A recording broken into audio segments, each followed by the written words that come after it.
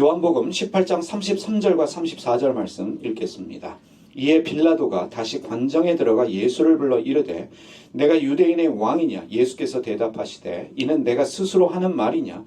다른 사람들이 나에 대하여 내게 한 말이냐? 예수님이 사용하신 언어는 아람어입니다. 신약 성경은 헬라어로 기록되어져 있는데 반말 존댓말이 존재하지 않습니다. 그런데 한국말 성경에 등장하는 예수님은 모든 사람들에게 반말을 하시는 예수님으로 기록되어져 있습니다. 어린아이들 뿐만 아니라 제자들에게 그리고 사람들에게 반말을 하시는 분으로 예수님이 기록되어져 있고 심지어 빌라도 앞에서도 반말을 하고 있는 예수님으로 기록하고 있습니다. 아무에게나 반말하는 사람, 여러분 어떤 사람이라고 여겨지십니까? 반말하는 사람들은 존중과 배려가 없는 사람입니다. 반말을 쉽게 하는 사람은 예의가 없는 사람으로 말할 수 있습니다. 반말하는 이유는 상대방에 대하여 내가 우위에 있다라고 생각하기 때문에 내가 권력이 있고 힘이 있고 부가 있다라고 믿는 사람이기 때문에 반말을 통해서 자기의 권위를 드러냅니다. 한마디로 반말하는 사람은 교만한 사람이라 말할 수 있습니다. 자기 사랑이 지나쳐서 자아가 강하고 자기 중심적이며 공격적인 성향의 사람이 반말을 잘합니다. 만나자마자 반말합니다. 위아래를 가리지 않고 나이를 따지지 않고 반말을 합니다. 수직적 구조에 익숙한 사람일수록 아무에게나 반말을 하면서 자기의 우월감을 과시합니다. 식당에 와서도 상점에 가서도 반말하시는 분들이 있지요. 또 반말하시는 이 아줌마들 특징은 누구도 언니라고 부릅니다. 나이가 어려도 언니, 나이가 많아도 언니라고 부르면서 쉽게 반말을 하며 무엇을 가져와라 라고 요구를 하고 시키기도 합니다. 반말을 잘하는 사람들 중에 한 그룹이 무당과 점쟁이들입니다. 무당을 찾아가고 점쟁이를 찾아가서 무엇을 말하려고 하면 뭐라고 합니까? 알아. 말 안 해도 알아. 하면서 반말을 하고 무조건 위협적인 반말을 하면서 그 반말을 통해서 사람들을 제압합니다. 그런데 이 반말을 또 잘하시는 분들이 부흥사들입니다. 목사님들 중에 좀 연세가 있으신 분들은 설교 중에 반말을 하면서 그 반말을 통해서 내가 너희들보다 영적인 우위에 있다는 것을 과시하려고 지금은 많이 없어졌지만 예전에 의사 선생님들 중에도 환자들에게 반말하시는 의사 선생님들이 많았습니다. 나이가 많은 연세가 있으신 분이 와도 반말을 하고 어린애에게도 반말을 하고 내가 너희들보다 뛰어난 우위에 있는 존재라는 것을 반말을 통해서 드러냅니다. 이번에 우리 대통령께서 기자회견을 하면서 옆에 대변인에게 쉽게 반말을 던졌습니다. 공식 석상에서 외국 기자들까지 모여있는 그 자리에서 쉽게 반말하는 그것을 통해서 죄송하지만 그분의 인격이 어느 수준인지를 우리가 알 수 있습니다. 그 사람을 하대하는 것이지요. 무시하는 것이지요. 나는 너보다 우위에 있는 권력자라는 것을 반말을 통해서 드러냅니다. 여러분 여기서 질문해 보겠습니다. 예수님께서 한국 사회에 사역하셨다면 내가 신적인 존재다라는 것을 드러내시기 위해서 자기의 우월성을 증명하시기 위해서 사람들에게 반말을 하셨을까? 성경의 번역처럼 아무에게나 반말하시는 예수님이셨을까? 저는 동의할 수 없습니다. 예수님은 어린아이에게도 분명 존댓말을 하시는 예의 있는 배려 있는 분이었을 것이라고 저는 믿습니다. 한국천주교회가 창립 200주년을 기념해서 무려 17년간 성서학자들의 노력으로 신약성경을 번역했습니다. 지금 우리말로 번역되어진 신약성경 중에 가장 헬라어 원어에 근접하게 번역된 성경이 천주교 200주년 기념으로 번역되어진 신약 성경입니다. 이 성경은 모든 예수님의 말씀을 존댓말로 번역을 했습니다. 마태복음 5장 13절을 200주년 신약성서 번역으로 보겠습니다. 여러분은 땅의 소금입니다. 그러나 소금이 싱거워지면 무엇으로 그것이 짜게 되겠습니까? 이미 아무데도 소용이 없으므로 밖에 내버려져 사람들에게 짓밟힙니다. 이러한 예수님의 말씀과 개역개정 마태복음 5장 13절의 예수님의 말씀을 비교해 보십시오. 너희는 세상의 소금이니 소금이 만일 그 맛을 잃으면 무엇으로 짜게 하리요? 후에는 아무 쓸데없이 다만 밖에 버려져 사람에게 밟힐 뿐이니라. 반말로 설교하는 예수님과 사람에 대한 존중과 배려를 가지고 존댓말하는 예수님이 여러분 비교가 되십니까? 여러분 중에 혹시 그런 분들이 있을지 모르겠습니다. 그게 그거지 뭐 예수님이 반말 좀 한다고 뭐 이런 분들은 상당히 종교적으로 이미 깊어진 분이라고 감히 말씀드릴 수 있겠습니다. 오늘 우리가 읽은 요한복음 18장 33절과 34절 빌라도 앞에 서신 예수님의 말씀을 200주년 신약성서 번역은 이렇게 번역하고 있습니다. 그래서 빌라도는 다시 관저 안으로 들어가 예수를 불러 당신이 유대인들의 왕이요 하고 물었다. 빌라도가 예수님에 대하여 존댓말을 하고 있지요. 예수께서 대답하셨다. 당신 스스로 그렇게 말합니까? 아니면 다른 사람들이 나에 관해서 당신에게 그렇게 말했습니까? 반말로 서로 대화하는 빌라도와 예수님과 서로 존댓말을 하며 대화하고 있는 빌라도와 예수님과 여러분 차이가 느껴지십니까? 반말로 서로 대화하고 있는 예수님과 빌라도는 서로 공격적이다 느껴집니다. 여러분 반말하는 예수님보다 존댓말하는 예수님의 말씀을 읽게 될 때 우리는 사람을 존중하시고 배려하고 예의 있는 예수님을 배우게 됩니다. 여러분 목사님들이 설교 중에 쉽게 반말하는 이유가 무엇입니까? 예수님도 성경에서 반말하셨는데 나라고 못할 게 어디 있느냐 이런 마음 가지고 반말하시는지 모르겠습니다. 어른들은 모르겠지만 요즘 젊은 세대는 존댓말 반말에 대하여 예민하게 반응합니다. 요즘 젊은 사람들에게 쉽게 반말할 수 없습니다. 존댓말 하시는 예수님의 말씀을 읽을 때 사람을 존중하시고 배려하시는 예수님을 배울 뿐만 아니라 우리는 존댓말을 쓰시는 예수님을 통해서 더 깊은 신앙의 세계를 경험하게 됩니다. 그러면서 우리 삶에도 배려와 존중 그리고 예의의 언어를 사용할 수 있는 은혜가 있습니다. 예수님의 말씀을 통해서 우리의 언어 생활도 변화가 되어지는 것입니다. 우리 언어에도 사람에 대한 존중이 생기고 예의가 생기고 배려가 생기게 됩니다. 그래서 이렇게 말할 수 있습니다. 성경의 번역은 매우 중요합니다. 성경의 번역을 어떻게 하느냐에 따라서 하나님에 대한 이해도 달라지고 우리의 삶과 신앙에 대한 이해도 달라집니다. 여러분 이미 말씀드렸지만 천주교가 200주년을 기념해서 실력 있는 신학자들을 동원해서 신약 성경을 17년 동안 번역을 했습니다. 고대 언어인 시브리어나 헬라어를 오늘 한국말로 번역하는 것은 절대로 쉬운 일이 아닙니다. 끊임없이 연구를 통해서 공부를 통해서 번역을 해도 실수할 수 있는 것이 오역할 수 있는 것이 성경이라는 것을 우리가 알아야 합니다. 그것을 염두에 두고 공부해야 하고 그것을 염두에 두고 우리가 성경을 읽어야 합니다. 여러분 창세기 2장 21절 말씀 개역개정으로 보겠습니다. 여호와 하나님이 아담을 깊이 잠들게 하시니 잠들매 그가 그 갈빗대 하나를 취하고 살로 대신 채우시고 여자는 남자의 갈빗대로 만들어졌다. 인류는 오랫동안 그렇게 믿었습니다. 여러분도 그렇게 믿고 계시지요. 그래서 해부학이 발달하기 전까지는 여자의 갈빗대가 남자의 갈빗대보다 하나 더 많다고 믿었습니다. 그래서 사람을 해부해서 남여의 갈빗대가 똑같이 24개입니다. 주장했던 분이 초기에 어려움을 많이 겪었습니다.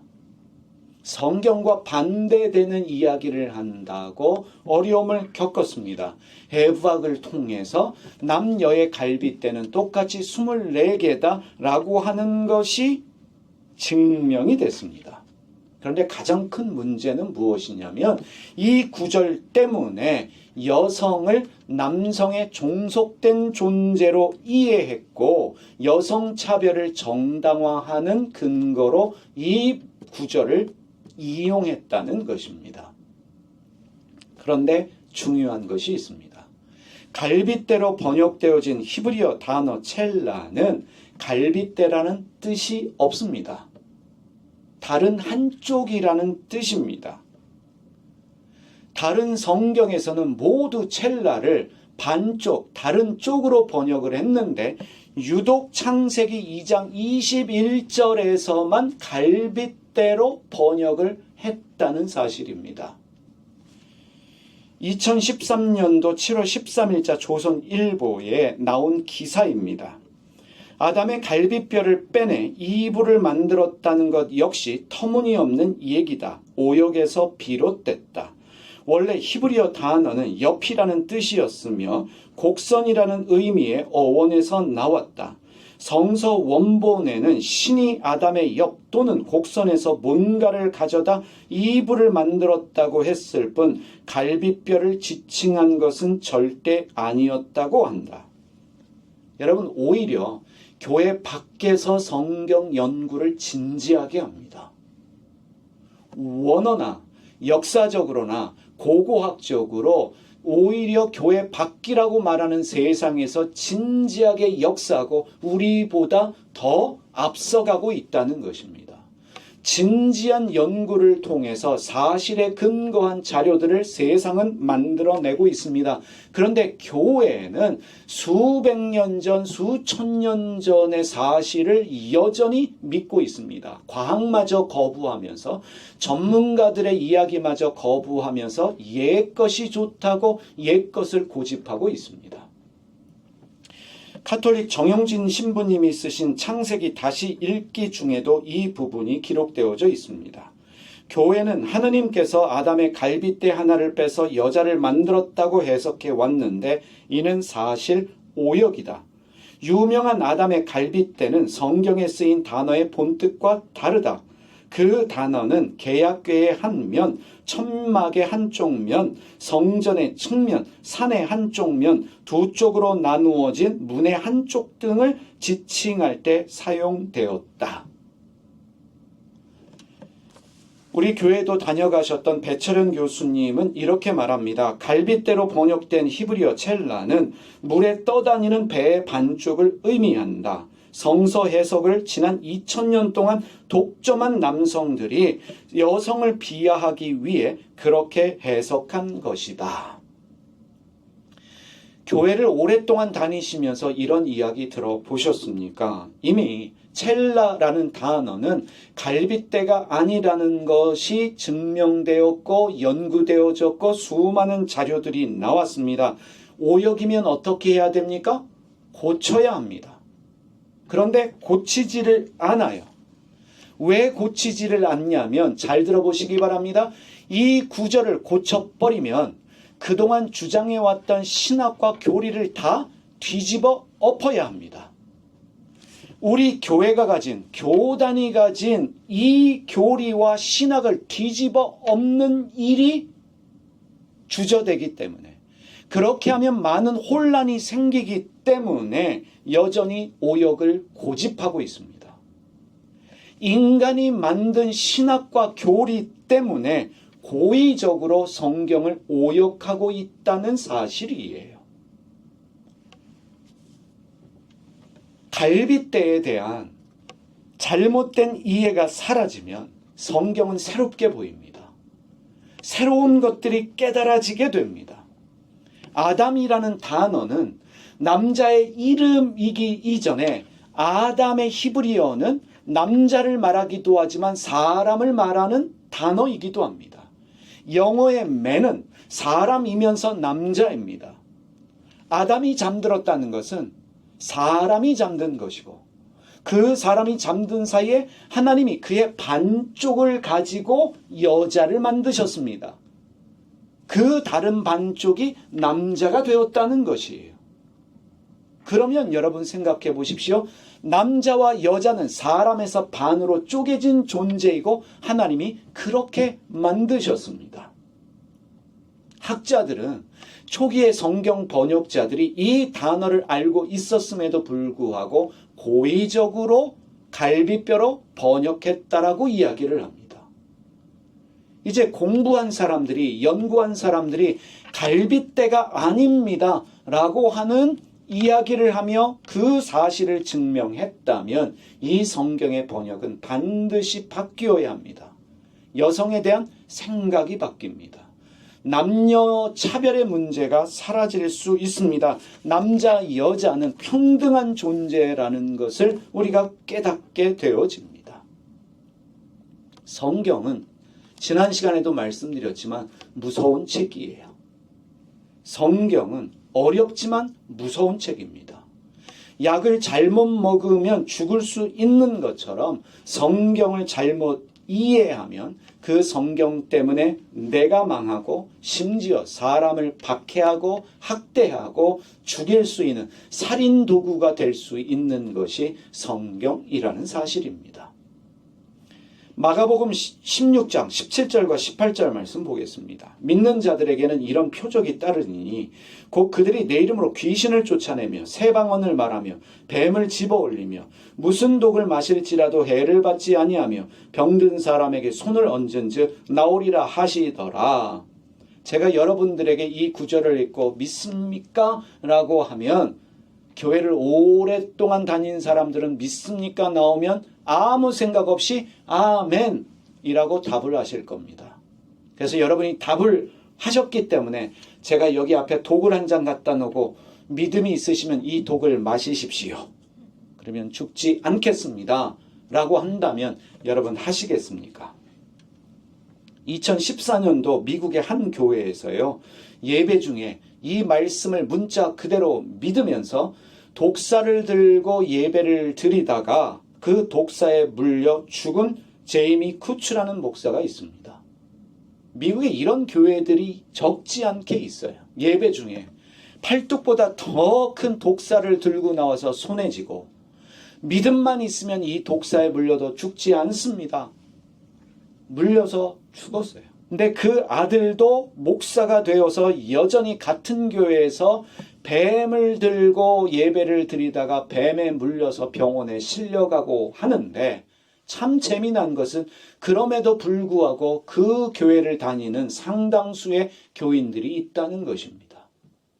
문자 그대로 믿고 그 문자에 빠져서 잘못된 신앙생활 하시는 분들이 있습니다. 우리라고 예외가 아닙니다. 성경에 대한 잘못된 번역, 이해, 오해 때문에 여성을 차별하고 노예 제도를 찬성하며 전쟁의 이유를 성경을 근거로 정당화하기도 하고 유대인들과 그리고 인디언들을 대량으로 학살하면서 성경을 근거로 내세우기도 했습니다. 성경을 들고 사람들을 이단으로 몰아서 마녀로 몰아서 화형에 처하고 교수형에 처했던 것이 암울한 교회의 역사입니다.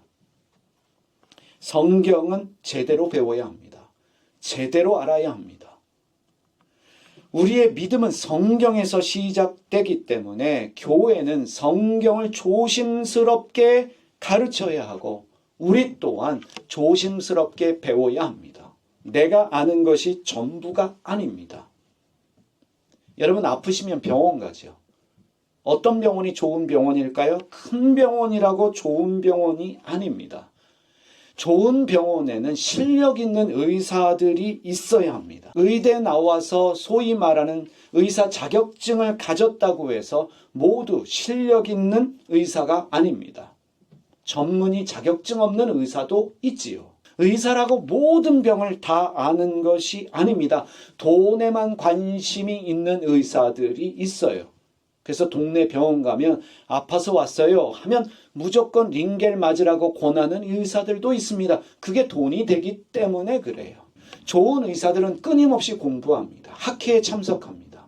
논문을 씁니다. 공부하고 연구하면서 환자를 살피는 의사가 실력 있는 의사가 아니겠습니까? 교회도 마찬가지입니다.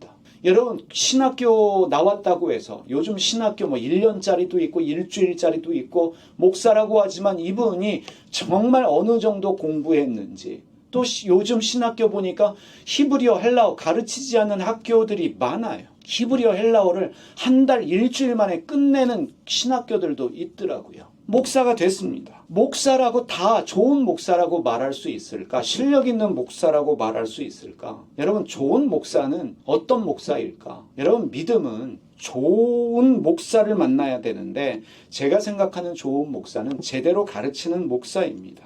사람 많이 모인다고 좋은 것도 아닙니다. 끊임없이 공부하고 연구해서 제대로 가르치려는 목사와 더불어서 배우기를 좋아하는 교인들이 모여야 합니다. 그 교회가 좋은 교회예요. 끊임없이 질문하고 고민하고 성찰하는 목회자와 교인들이 있는 교회가 좋은 교회라고 믿기 때문에 우리가 그러한 교회가 되려고 하는 것입니다. 여러분 좋은 교회는 공부하는 교회, 연구하는 교회입니다. 특별히 오늘 이 시대에 필요한 교회는 공부하고 연구하는 교회, 교인들이 질문하고 의문을 가지고 계속해서 고민하는 교회를 감히 좋은 교회라고 말할 수 있습니다. 아멘 하기보다는 사람들이 어떤 설교에 대해서 성경 말씀에 대해서 고민할 수 있는 교회여야 돼요. 여러분 말씀드렸지만 미국에서 공부할 때에 교수님들이 학생들이 질문을 하지 않으면 답답해합니다. 왜냐하면 공부하지 않기 때문에 질문이 없는 것이고 내가 실력이 없는 교수기 때문에 질문을 하지 않는구나. 그래서 학생들은 끊임없이 질문을 합니다. 교수님의 강의 중간에 강의를 끊으면서도 질문을 해요. 그런데 어떤 경우에 교수님이 답을 하지 못하는 경우에 어떻게 하느냐면 내가 그 부분까지는 생각해 보지 못했습니다. 내가 자료를 찾아서 공부해서 다음 시간에 말씀드리겠습니다 하고는 다음 시간에 자료를 이만큼 가져와서 그 질문에 대하여 답을 하시는 분들을 보면서 바로 실력이라는 게 여기서 나오는 것이구나. 자격증을 위한 공부가 아니라 목사 안수만을 위한 공부가 아니라 제대로 배우는, 공부하고 연구하는 이 습성들이 우리 교인들에게도 필요합니다. 여러분 복음서에 예수님이 307개의 질문을 사람들에게 던졌어요. 예수님은 끊임없이 사람들에게 질문을 던졌고 예수님도 사람들에게 183개의 질문을 받으셨다고 합니다. 그런데 예수님이 183개의 질문 중에 답하신 질문은 딱 3개밖에 없습니다. 나머지 질문들은 무엇이냐? 우리에게 남겨진 질문들입니다. 너희도 함께 고민하라는 것입니다. 너희도 함께 질문하면서 답을 찾아가라는 것입니다. 그래서 신앙은 묻지도 않고 따지지도 않고 무작정 믿는 것이 아닙니다. 신앙은 고민이에요. 신앙은 질문이에요. 신앙은 의심하고 의문을 가지고 끊임없이 질문하고 고민하면서 그 끝자락에서 하나님을 만나는 것이 신앙이라고 말할 수 있습니다. 내가 의심할 때, 의문을 가질 때, 고민하고 질문할 때 내 삶에 대한 성찰도 가능한 것이에요. 질문이 많으면 많을수록 신앙과 삶의 깊이는 더해집니다. 신앙이 질문이 많으면 많을수록, 의심이 많으면 많을수록 성숙한 삶과 신앙을 경험하게 됩니다. 스탠퍼드 대학의 그 교육대학원의 부학장이 폴 킴이라는 한국계 교수님인데 이분이 이런 말씀을 하셨습니다. 질문하지 않는 사회, 그런 사회가 무서운 사회예요. 쉬운 걸 찾는다, 편한 것만 찾는다, 생각하기 싫다, 어떤 사회적인 현상이 일어났을 때 뭘 그거 질문을 해. 그냥 그런가 보다. 그러면 되지. 질문하지 않는 사회에는 변화가 없고 배움도 없고 혁명도 없어요. 우리나라 최근에 큰 질문 했잖아요. 이 박근혜 퇴진 촛불 집회 때 하신 말씀이에요. 이게 나라냐? 이런 질문을 했기 때문에 변화가 있었던 말이에요. 그런데 많은 사람이 그게 나라가 원래 그런 게 아니야? 원래 그랬으니까 그렇지. 원래 그런 거야? 라고 말합니다. 부모가 그렇게 얘기하면 아이들도 그렇게 생각하고 그런 사회가 될수록 배움이 없고 변화가 없고 혁신도 없는 거예요. 그런 것이 없을 때 위험한 사회가 된다? 그렇게 이야기할 수 있습니다. 이분의 글을 읽으면서 우리의 신앙생활도 마찬가지입니다. 여러분 조금 왜 그래? 라는 질문을 하면 그냥 믿으래요. 의심하지 말래요. 사탄 들려서 의심하는 거라고. 그 드라마인가 영화에 나왔죠. 사탄 들렸어? 그래서 내 안에는 의심과 불신을 없애기 위해서 아멘을 더 큰 소리로 하고 통성으로 기도를 합니다. 질문을 하면 뭐라고 합니까? 원래 다 그래. 원래 대통령은 그런 거야. 원래 국가가 그래. 그래도 박정희 때보단 낫어.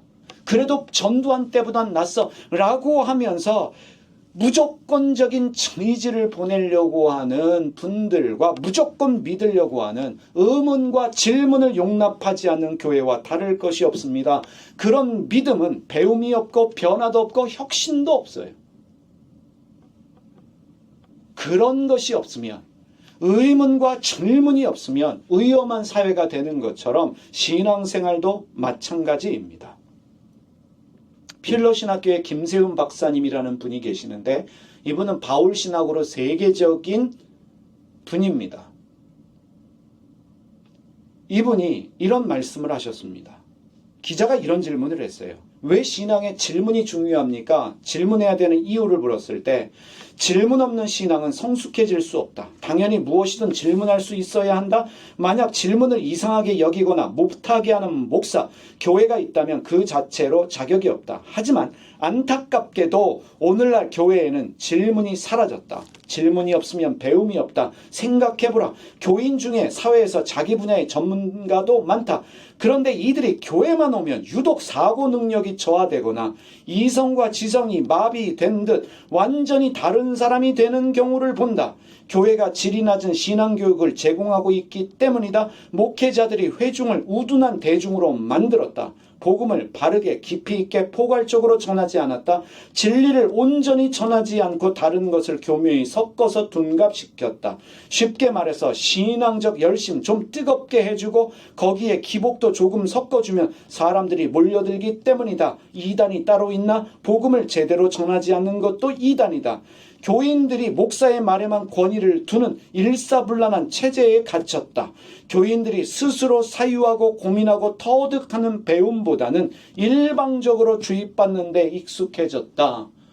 교회가 낮은 신앙교육을 제공하면서 무조건 외우라고 믿으라고 했기 때문에 결국에 가스라이팅 당한 사람은 질문 자체를 거부하고 대화 자체를 거부하면서 무작정 믿습니다. 기자가 이런 질문도 했습니다. 그래도 교회는 제자훈련이나 성경 공부를 하지 않습니까? 그게 아주 원시적이다. 쉽게 말해서 유치하다는 말이다. 열심히 성경 암송 시키고 문제 풀고 기도 제목 나누고 생활 숙제 시키는 것이 목적인가? 그거 잘해서 더 열심히 교회 섬기고 헌금 잘하라고? 열심히 배우는 모든 게 결국 교회 성장의 방도로 쓰이고 누군가를 돕는 것조차 결국 나의 경건을 위해 사용되는 게 현실이 아닌가? 나는 그것을 경건주의적 소극주의로 부른다. 교회 안에서만 필요하고 세상에서는 별로 쓸모없는 소금기다. 그건 복음을 전하는 목사들의 신학적 사고가 부족한 탓이다. 그러니 그들의 가르침을 잘 들어보면 결국 해야 할 것과 하지 말 것으로 구분된다. 복음은 깊다, 포괄적이다. 수많은 것을 함축한다. 하나님이 우리를 어떻게 통치하는가? 우리는 피조물로서 피조세계의 모든 영역에서 하나님의 통치를 받고 있다. 복음은 적극적이다. 이게 우리 삶에서 정말로 실존으로 나타나고 있는가? 그걸 고민하고 질문해야 한다. 그래서 여러분, 교회 와서 복 받으십시오. 그 수준을 뛰어넘고 우리 삶이 하나님을 알고 그 하나님의 신비를 경험하기 위해서 우리에게 필요한 게 그것입니다. 믿음에 대한 의문과 질문을 두려워하지 마십시오. 실제로 어떤 아이가 물은 거예요. 왜 성경에 예수님은 반말해? 꼰대야? 왜 아무에게나 반말을 해? 그거에 대한 의문과 질문을 상식적으로 던질 수 있어야 합니다. 성경과 믿음에 대한 의문과 질문을 두려워하지 마시고 끊임없이 의문을 가지시고 여러분에게 질문하시고 여러분 목회자에게 질문하시고 성경 읽을 때도 질문을 던져야 합니다. 특히 욥기를 읽을 때는 화를 내시면서 질문하셔야 합니다. 하나님이면 다야? 하나님이라고 마음대로 죽일 수 있는 거야? 하나님이라고 그 집안 쫄딱 망하게 하고 욥만 사랑해서 그 집의 종들마저도 욥의 심판 때문에 다 죽임당하도록 허락하는 신이 맞나? 질문할 수 있어야 합니다. 그리고 두 번째로 공부하고 기대하십시오. 적어도 매주 나눠드리는 여러분 이 설교 요약 노트만 제대로 살피셔도 여러분들의 공부와 여러분들의 성경 읽는 차원은 달라지실 것입니다. 그래서 어제의 이해가 오늘 달라지셔야 돼요. 수많은 학자들이 연구해서 갈빗대가 아닙니다라고 하면 그 이야기를 듣고 새겨듣고 나도 공부하면서 어제의 신앙과 오늘의 신앙이 달라져야 합니다. 내일의 신앙은 또 달라져야 돼요. 세 번째로 배우려는 열려진 마음 참 중요합니다. 겸손한 마음을 가지셔야 돼요. 나보다 잘난 사람에게서 귀를 열고 배우려는 마음이 있어야 하고 내가 아는 것이 전부다라고 여기는 마음을 버릴 때 우리가 배울 수 있습니다. 그래서 여러분 우리가 우리 신앙의 진보를 위해서 고민, 질문, 성찰이 중요하다는 것을 아시고 끊임없이 고민하고 질문하고 성찰하십시오. 여러분들이 성경에 대하여 믿음에 대하여 의문, 의심을 가지시고 질문하는 것 절대로 믿음 없는 행위가 아닙니다. 오히려 성숙한 훌륭한 믿음이라고 여러분들을 격려합니다. 기도하겠습니다. 살아계신 하나님 아버지, 의문과 질문이 있는 신앙생활하게 하여 주시옵소서. 끊임없는 고민과 질문을 통해서 우리 삶을 돌아보게 하시고 주님 무엇보다도 성경의 잘못된 번역, 오역 때문에 우리가 잘못된 신앙생활하는 경우들이 있습니다. 하나님 이 작은 교회가 끊임없이 성경에 대하여 고민하고 질문하며 말씀을 유튜브에 올리고 함께 나눌 때 이 영향력이 흘러갈 수 있도록 하나님 축복의 통로로 우리 교회와 또 우리 교회가 운영하는 유튜브와 스레드를 사용하여 주시기를 기도드립니다. 하나님 영광장로교회를 사용하여 주시고 여기 남아있는 소수의 제자들을 통해서 한국교회가 바뀌어질 수 있는 계기가 될 수 있도록 하나님 은혜를 베풀어 주시옵소서. 예수님의 이름으로 기도드립니다.